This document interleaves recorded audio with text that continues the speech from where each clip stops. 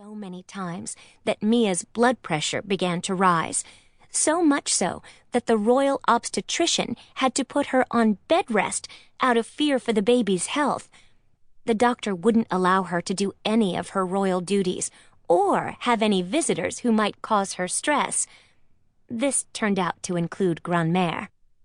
You can imagine how unhappy this made some people, mainly Grandmère. But it worked. Mia's blood pressure is almost down to normal, although the doctor still won't let her get out of bed.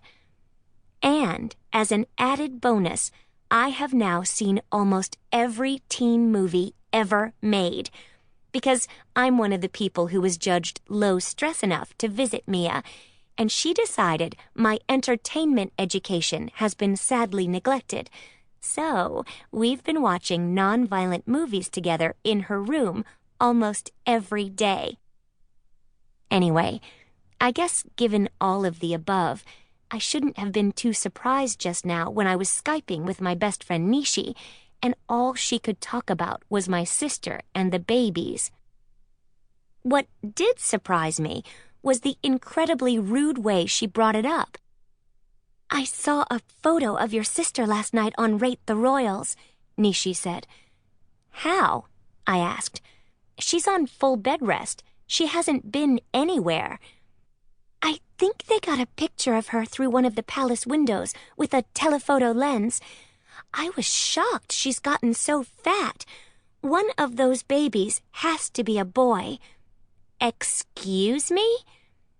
I couldn't believe what I was hearing. Nishi lives in America, so if we want to talk, we have to call each other, FaceTime, or Skype. I know I shouldn't have been Skyping during world languages, and that I should have been practicing my German instead. But in my defense, everyone had their headphones on, including Madame Chi, so it wasn't like anyone was going to hear me, and I'd already finished all my German homework. "I'm just saying," Nishi went on, oblivious to how mad I was at her for calling my sister fat. "Your sister is as big as a house. She's too huge to be having two girls. My mom says when a pregnant woman is that big, it's got to be boys, or a boy and a girl at least." Obviously, I had no choice but to do what I did next. It was a matter of family pride. "You're wrong," I said, feeling my cheeks heat up. "You are so wrong. I will bet you that you are wrong." "What?" Nishi sounded confused. "Bet me? You want to bet me that I'm wrong?" "Yes," I said. I get why Nishi was surprised. It's considered poor form for royals to gamble.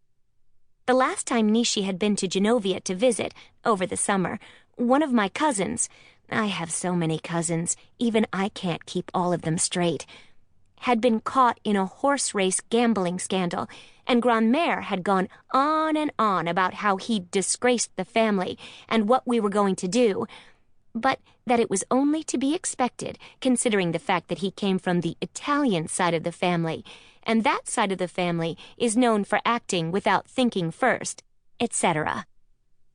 And now, here I was not only gambling, but gambling on the sexes of my sister's unborn twins. But in my defense, everyone was doing it. I'd even overheard Lars, my sister's bodyguard, make a bet with Serena, my bodyguard, that the babies would both be boys, and that my sister would name one of them Michael, after her husband, and the other Philippe, after our dad, about which Serena had had a long laugh, accepted the bet, then told Lars that when he lost, she wanted his money in American dollars, not euros.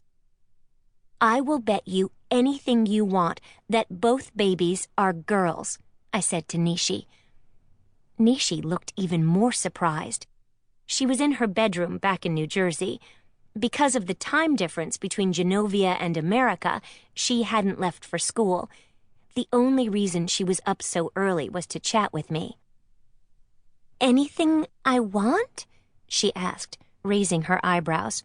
"Sure," I said, not thinking of the consequences, which, I have to say, is very rare for me. Normally, I am much more level-headed. being a... To keep listening to this audiobook, I've left you a link in the description so you can do it, at no cost thanks to Audible's 30-day free trial.